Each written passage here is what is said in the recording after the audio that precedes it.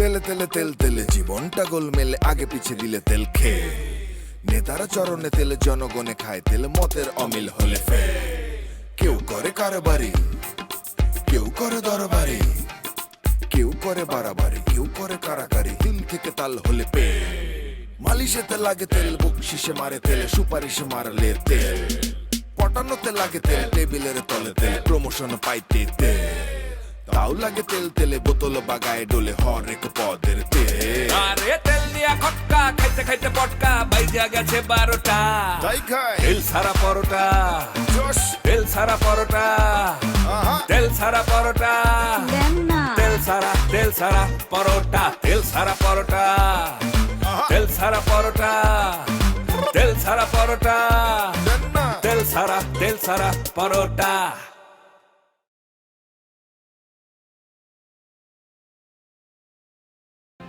আমি চাই মাটির মানুষ মাটিতেই ফিরে যাক।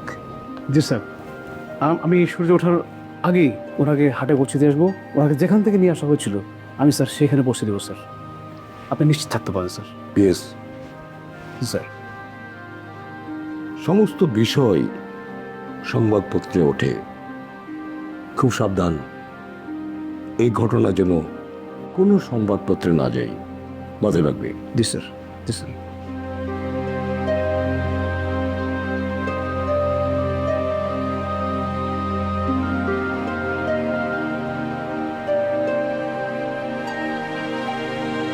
বলছো পিএস, আমি একটা কথা বলি, আমি কোনো রকম কোনো অবহেলা পছন্দ করবো না। হ্যাঁ, ঠিকঠাক রাখো, একটু পরে ফোন দিচ্ছি। তুমি এগুলো কি শুরু করেছো? মানে কাকে তোমার আব্বু বানায় আনছো? একটা হাট থেকে মানুষকে ধরে তোমার আব্বু বানায় আনছো, তাকে এখন আমাদের মেনে নিতে হবে? আমি তো মানতে পারবো না। কি বলছো? আমার বাবা, তোর দাদা হাট থেকে আনছি, যাই হোক না কেন, আমি যখন তাকে বাবা বলছি, তোকে দাদা বলতে হবে, এটাই হচ্ছে পরিষ্কার। কি অদ্ভুত কথা বলতেছো! তাকে কেন দাদা বলবো? তার উপরে তুমি তার জন্য একটা আলাদা বাংলো বাড়ি ভাড়া নিছো, তার পিএস দিছো, তার জন্য এত বাজেট বরাদ্দ করছো। কেন বাবা, এত টাকা তুমি কোথায় পাচ্ছো? তুই যে সমস্ত প্রশ্ন করছিস তোর বাবার কাছে, তোর বিবেক দিয়ে একটু প্রশ্ন কর নিজেকে। আমার যদি বাবা থাকতো তাহলে এই বাজেটের কথা তুই বলতে পারতি? তুই কি বলছিস? বাংলো কেন, এই সমস্ত 3,000 প্রতিষ্ঠান যদি বিক্রি করে দিতে হয় তবে আমার বাবার জন্য আমাকে করতে হবে, এটা হচ্ছে বাস্তবতা। কিন্তু এখন যেটা করতেছো এটা বাস্তবতা না। তুমি বললে না তোমার যদি বাবা থাকতো, তোমার বাবা থাকতে তুমি করতে, সে কিন্তু তোমার বাবা না। তুমি একটা রাস্তার মানুষকে তোমার বাবা বানায় নিয়ে আসছো। বাবা তুমি বুঝতে পারছো, পুরো 3,000 অনেক কোম্পানির সবাই হাসাহাসি করছে এটা নিয়ে। তোমার অফিসে 2 দিন পরে তুমি মুখ দেখাতে পারবে না। কি বললি? আমার বাবা তো নিয়ে অফিসে আধার হচ্ছে, তুই কি বুঝতে পারছিস মানুষ কতটা বিবেকহীন হয়ে গেছে, কত নিচে নেমে গেছে? আচ্ছা, ওদের কি বাবা নাই? ওরা কি বুঝতে পারে না বাবা যদি চলে যায় বাবার অনুভূতি এগুলোকে একেবারে শেষ হয়ে গেল? মা, আমি তোর কথাটি বুঝতে পারছি না। বাবা, সে তোমার বাবা না, অন্য একটা লোক। তুমি আমার জায়গা থেকে চিন্তা করো। তোমার জায়গায় যদি আরেকজন লোককে এনে বসাই দেয়, বলে যে আমার বাবা ডাকতে হবে, আমি কি পারবো তা কখনো? আমি তো পারবো না। ঠিক আছে, আমি বুঝতে পারছি তোদের অনুভূতি, তোদের ভালো লাগা, তোদের ভালোবাসা সব শেষ হয়ে গেছে। তোরা আমাকে কেউ বুঝতে চাচ্ছিস না। আমি যাকে বাবা বলছি, কাকে বাবা বলছি? সে 3,000 বিক্রি করে, সে রাস্তায় থাকে। এই যে যারা বলে খারাপ মানুষ না, মা আমি একটু একা থাকতে চাই, প্লিজ। ঠিক আছে বাবা, তুমি একা থাকো, এতে আমার কোনো আপত্তি নেই। কিন্তু আমার আপত্তি ওই লোকটাকে নিয়ে। দাদা হিসেবে মানতে আমার অনেক সমস্যা আছে, আমি কখনোই মানতে পারবো না। That's it.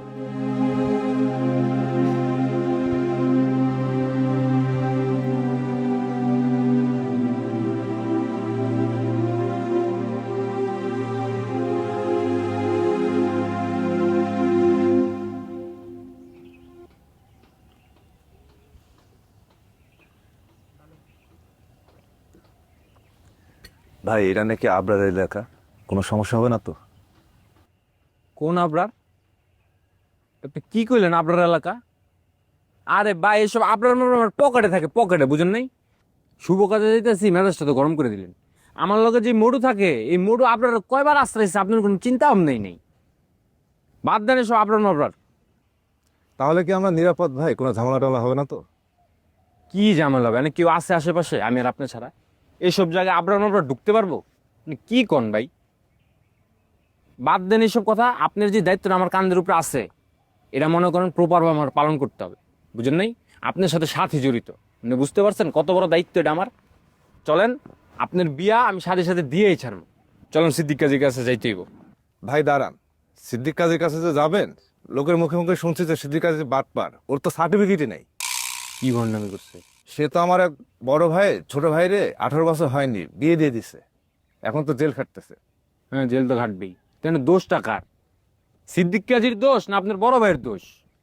পোলার 18 বছর হয় নাই, জোর করে 18 ভাই বিয়ে দিছে, তাহলে দোষটা কার? আগে ভাই মানুষের দোষ ধরতে শিখেন, ভালো লোকরে খারাপ বানাই দিতেছে। তাহলে ভাই কেসমেস খাইলে সেটা আপনি বুঝে নেবেন। হ্যাঁ রে ভাই, ঠিক আছে আমি দেখবো না। কেসমেস তো খাবেনি না, দেখবো করতে। বর্ষাই করতে পারতেছেন না, আর সাথে আমার উপরে ভরসা করে এই দায়িত্বটা আমার দিছে, বুঝেন নাই? চলেন। ভাই তাহলে একটা কাজ করেন, সাথে একটা ফোন লাগান, কেন? আমি শুনি। হায় রে ভাই, বর্ষা নাই আপনি গো আমগো প্রতি।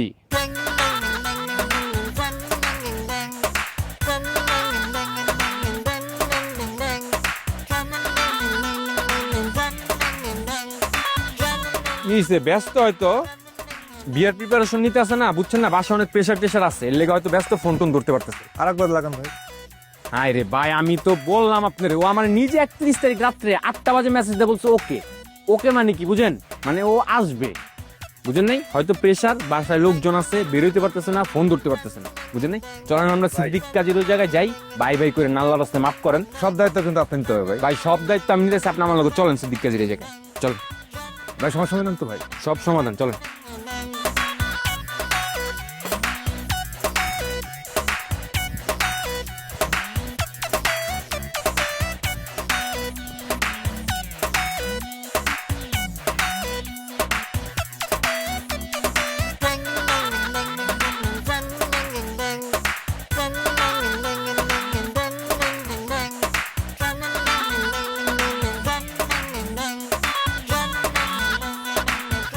স্যার,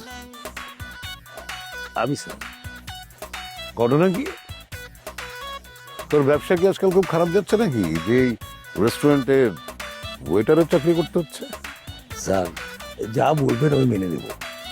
আমি যেটা বলতে চাচ্ছি স্যার, আমি জানি আপনার খুব দুঃখ বেদনা। আপনার সবচেয়ে বড় সন্তান, প্রিয় আদরের সন্তান প্রফুল্ল শাহ দুঃখ ভারাক্রান্ত মন নিয়ে চলে গেছে, বনবাসে গেছে। বনবাসের ইতিহাসটা কিন্তু স্যার আজকের না, অনেক পুরানো। বাংলাদেশের ইতিহাস খুলে দেখা যায় এই বনবাসে রূপবান গিয়েছিল। আরো জানি বনের মধ্যে অনেক রত্ন, রত্ন গর্ভা, প্রচুর আমরা রত্ন পেয়েছি বনের মধ্যে। স্যার, এটাও জানি আপনার বড় সন্তান আপনার প্রতি, আপনার ফ্যামিলির প্রতি একেবারে রাগে দুঃখে ক্ষোভে আপনাদেরকে ঘৃণা করে চলে গেছে স্যার। এটা আপনার দুঃখের কথা, আপনার বেদনার কথা। আমি চাই কি জানেন স্যার, আপনার বড় সন্তান যেমন চলে গেছে, আপনার ছোট সন্তান মুসাফির সে যেন না যায়।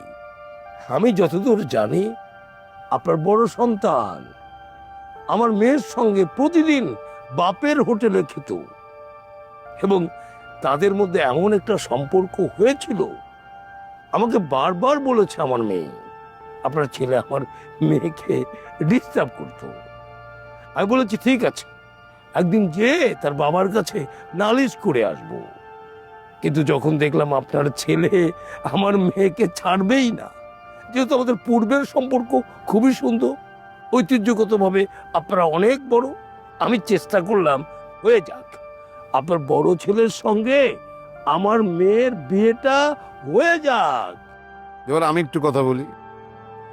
ছেলে আমার অভিজাত পরিবারের রক্ত বইছে তার ধমনীতে, সেই জন্য অভিজাত পরিবারের ঐতিহ্য বজায় রেখেছি। তুই তো জানিস যে আমার পূর্বপুরুষরা যেহেতু অভিজাত পরিবার, তাদের রক্ষিতা রাখতে হতো।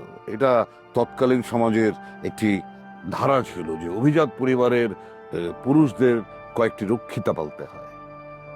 সেই ধারাবাহিকতায় আমার সন্তানের মধ্যে হয়তোবা কিঞ্চিত বিভ্রান্তি এসেছে, তাই সে রক্ষিতার খোঁজে হয়তোবা তোর মেয়ের সাথে সঙ্গ দিয়েছে বা চেয়েছে। কিন্তু তুই কেমন কুলাঙ্গার বাপ হে, হ্যাঁ? জেনে বুঝে রক্ষিতা বানানোর জন্য তোর মেয়েকে তুই লেলিয়ে দিয়েছিস আমার ছেলের কাছে। ছি ছি ছি ছি ছি। তুই তো বাপ নামের কলঙ্ক। মানলাম কলঙ্ক, এদিকে ছোট ছেলে মুসাফির, মুসাফির যে গান করে শিল্পী, সে যে আমার ছোট মেয়ের পিছনে ঘুরঘুর করছে, এই খবর রাখা হয়? আরো কি, আরো ইতিহাস শোনা লাগবে? এই যে তোমাদের বাড়িতে বাউল পুষেছ, পার্টি করছো, পার্টির নাকি মূল গান বাউল গান। সেই বাউল ভিক্ষা করতে আমার অফিসে গিয়েছিল।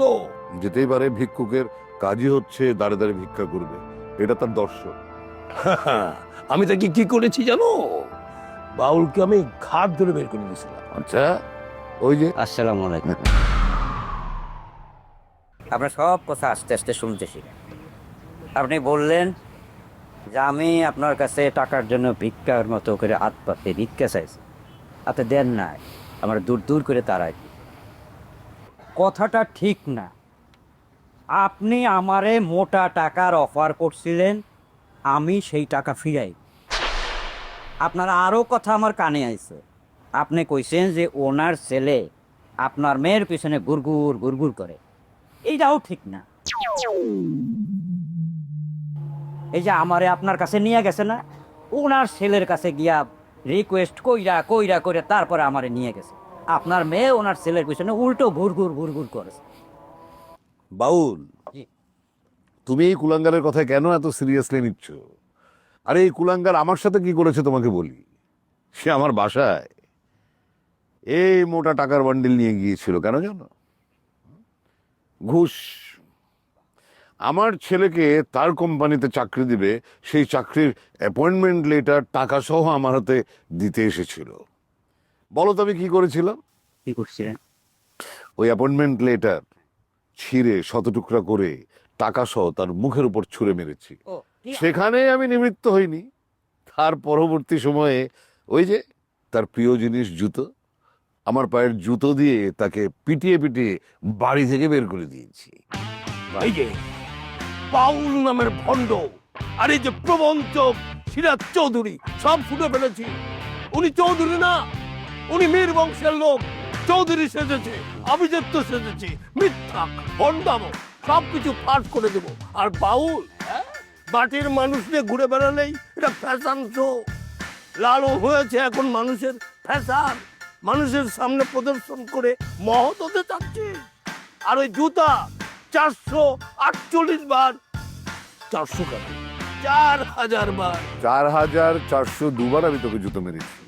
4402 বার আমার শরীরে মেরেছে। আমি চাই সেই জুতা আমি আজকে রিটার্ন করব। আমার জুতা নেই, আমার দামি একটা। তুমি যাহা বদনে একদম ঠিক না। করো নাই। এই ধর ধর ধর ধর ধর।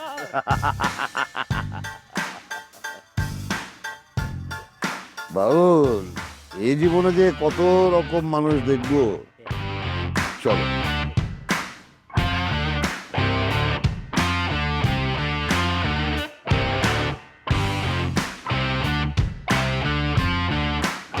আপনাকে অনেকবার কল দিছিলাম, ধরেন নাই কেন?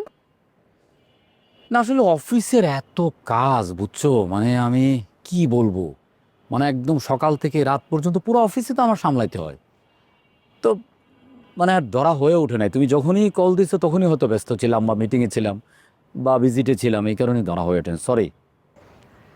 সবই বুঝতেছি, আপনার এখন অফিস হয়েছে, ব্যস্ততা বাড়ছে, কলটা তো দেখা গেছে মোবাইলে, তাই না? ব্যাক করা যেত তো কল। হ্যাঁ মানে ব্যাক করা যেত, মানে ব্যাক করার মানে চেষ্টাও করছি, কিন্তু মনে হয়েছে যে অনেক রাত, তো ভাবলাম যে তুমি হয়তো ঘুমাচ্ছ টুমাচ্ছ, সারাদিন অনেক কাজকর্ম করো, এই কারণে আর দেওয়া হয় না। পরের দিন আবার একই ব্যস্ততা, আর দেওয়া হয় না। আচ্ছা বলো কি মানে সমস্যা কি, কি জন্য ডাকছো বলো। আপনাকে কল দিছি বলে এটা ভাববেন না যে আমার জন্য আমি কল দিছি, আব্বার জন্য কল দিছি। কেন আঙ্কেলের আবার কি হয়েছে? আব্বার কিছু হয় নাই। আসলে আব্বা তো সবসময় আপনাকে খোঁজে, যে কোনো সমস্যা হলেই, বাসায় একটা ভালো রান্না হলেও আপনাকে খোঁজে, কোথাও গেলেও আপনাকে খোঁজে, শপিং করবেও আপনাকে খোঁজে, যে কোনো সময় আপনাকে খোঁজে। না সেটা এখন মানে আঙ্কেলের সাথে আসলে আমার এরকম একটা সম্পর্ক দাঁড়ায় গেছে যে সবসময় খুঁজে, কিন্তু আমি কি করব আসলে, আমি তো নিরুপায়। মানে এত ব্যস্ততার মধ্যে এখন কীভাবে কী, আচ্ছা এখন কি কোনো সমস্যা হয়েছে? সমস্যা হয়েছে বিধায় তো ফোন দিলাম। এলাকার একটা মাস্তান একজনকে নিয়ে আসছে আমাদের বাসায় ভাড়া নিতে। উনি বেচালার থাকবে, আর আব্বা ভাড়া দিবে না। ওনাদেরকে বলে দিছে যে আমাদের বাড়ির সব দায়িত্বে জাফর মির আছে, তার সাথে কথা বলতে হবে। না না ভালো বলছে, এরা ভালো করছে। আঙ্কেলের কোনো ডিসিশন নেওয়া ঠিক হয় নাই। তো ছেলেটাকে কি চিনো, নাম টাম জানো কিছু? নামটাম কিছু জানি না, তবে আপনার নাম শুনে ওনারা একটু ভয় পাইছে মনে হয়েছে। না ঠিক আছে, আমি বুঝছি, অসুবিধা নাই। যেহেতু আমার নাম শুনে ভয় পাইছে, তাহলে আমার নেটওয়ার্কের মধ্যেই আছে।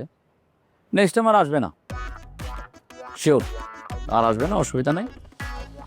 ঠিক আছে তাহলে আজকে আমি তাহলে যাই। মানে আঙ্কেলের সাথে দেখা হলে খুব ভালো হতো, ওর কিছু কাজকর্ম আছে। তুমি জরুরিভাবে এত ফোন করলা, তো আমি ভাবলাম যে আরও সিরিয়াস কিছু কিনা। তো ঠিক আছে তাহলে। যাই মানে? আপনি চা খেয়ে যাবেন না? আমি তো চায়ের পানি বসায় রাখছি।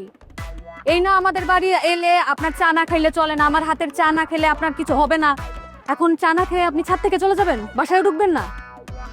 না না চা খাইতাম, মানে আজকে হয়েছে কি যে দিনে অনেক কাপ কফি খাই ফেলছি বুঝছো। তো কফি বেশি খেলে আবার রাতে আমার ঘুম কম হয়, ওই কারণে আরেকদিন এসে খাবো না। ঠিক আছে যাই। আমি বুঝতে পারতেছি আপনার মধ্যে কিছু একটা ঘটতেছে। আরে না সি করেনি। ঠিক আছে আমার যেতে হবে, তাহলে আমি একটু যাই। হ্যাঁ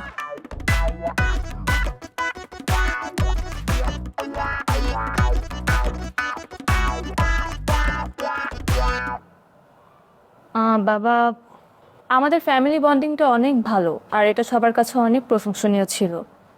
কিন্তু ফ্যামিলিতে যেভাবে গণ্ডগোল লেগেছে, এটা আসলে ঠিক হচ্ছে না বাবা। আর কারণটাও তুমি জানো গণ্ডগোলের। বিশেষ করে গণ্ডগোলটা তুমিই লাগিয়েছো। একজন মানুষকে ধরে আনলে তাকে তোমার বাবা বানিয়েছো, এই বিষয়টা আসলে আমাদের পরিবারে কেউই মানতে পারেনি। আমি, চাচু, আপু, কেউ না। আমরা তো মানতে পারিনি, বিশেষ করে চাচু মানতেই পারেনি, মানতে পারার কথাও না। আর চাচু যেহেতু তোমাকে অনেক রেসপেক্ট করে, দ্যাটস ওয়াই চাচু তোমার কাছে এসে আসলে কথাটা বলছে না। কিন্তু আমি চাই যা হবে সামনাসামনি হোক। চাচু তোমার সাথে পুরো বিষয়টা শেয়ার করুক, তোমরা দুজন সামনাসামনি কথা বলো। দ্যাটস ওয়াই আমি চাচুকে ধরে এনেছি। শেয়ার করার কিছু নাই বিষয়টা। বিষয়টা যেই দিকে আগাচ্ছে, এটা আসলে লোক লজ্জায় সবার কাছে লজ্জিত হইতেছে। বিষয়টা মানুষ যেভাবে দেখতো ওইভাবে দেখতেছে না। আসলে মানে আমি এটা কিভাবে মেনে নিব? আমি তো জানি আমার বাবা নাই, আমার বাবা মারা গেছে। যারে তারে ধরে না বাবা বললে তো হবে না। আমি তো আমার বাবারে অনেক রেসপেক্ট করি। আমি আমার বাবার জায়গায় অন্য কোনো বাবারে দেখতে পারবো না। তুমি আচ্ছা এইভাবে দেখা হচ্ছে কেন? বাবা আমার না হোক, তোর না হোক, সে তো বাবা। সে যে একটা বয়োবৃদ্ধ মানুষ, তাকে নিয়ে আসছি, একটা গরিব মানুষকে সাহায্য করছে। এটা ভাব। তোরা ইমোশন হয়ে নিজের পরে নিচ্ছিস কেন? হ্যাঁ আমি বাবা বলেছি, বাবার মর্যাদা দিয়ে দিয়েছি। আচ্ছা ঠিক আছে, এভাবে তোরা কথা বলছিস কেন? এই তিলের কাজে অয়েল মিল কোম্পানি লিমিটেড খুব শীঘ্রই ছত্রভঙ্গ হয়ে যাবে। আর আমি একটা ঘুষি দিয়ে আপনার নাকটা ফাটিয়ে দিই। এই শুনেন, আপনাকে পিজিতে ভর্তি করাতে হবে। পাত্র তো বুঝলাম, পাত্রী কই? পাত্রী কই মানে? পাত্রী ছাড়া কি বিয়ে হইব? পাত্রী আমার মহল্লার। আমি আপনার বস, এটা আপনার মাথায় আপনি সেট করে ফেলেন। সো ফর্মালি কথা বলার প্র্যাকটিস কর। আরে বুঝছি তুমি যে কি বলতে চাইতেছো, সেটা আমি বুঝছি। আমি তো রুমেই কথা বলতাম, তুমি তো তোমার পাই নাই। আরে তেল দিয়া খটকা খাইতে খাইতে পটকা বাইজা গেছে 12টা। তাই খাই তেল ছাড়া পরোটা, জোশ তেল ছাড়া পরোটা, তেল ছাড়া পরোটা, তেল ছাড়া পরোটা, তেল ছাড়া পরোটা।